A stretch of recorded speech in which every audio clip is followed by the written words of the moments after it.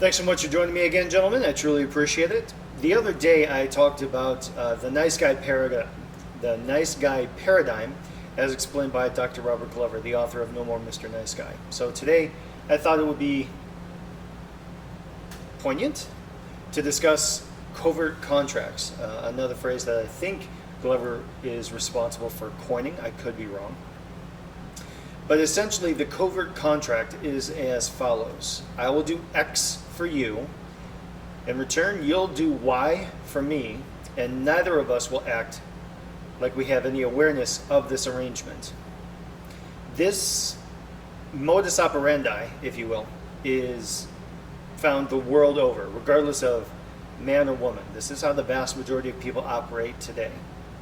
There's always some kind of give to get, strings attached, conditional generosity. When it comes to men, the typical pattern that the covert contract follows is something like, man does something for someone else in the hopes of receiving something in return, giving to get. When his return on investment, if you will, is less than he expected, or completely unacceptable in his eyes, a sense of resentment and frustration begins to build.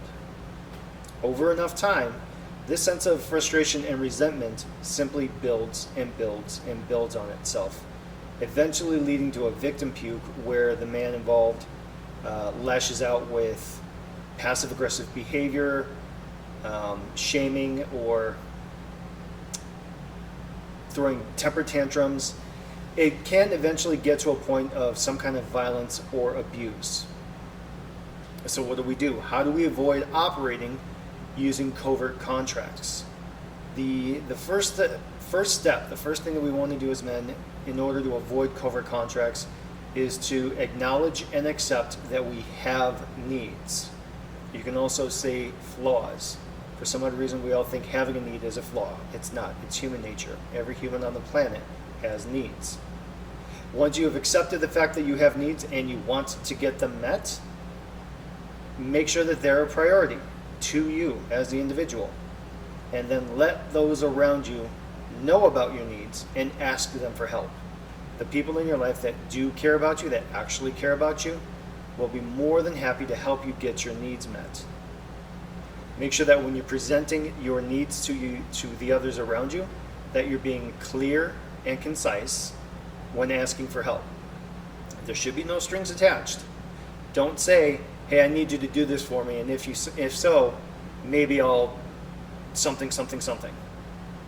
And when you're offering to help others, retract any expectation of anything in return.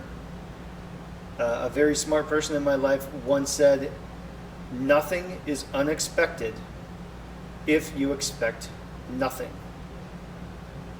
So when you're helping other people, withdraw any expectation of any kind of return on investment.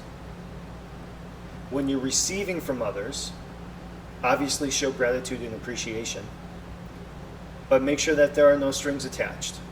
Let me know if you guys have any questions about how to avoid using covert contracts in your life.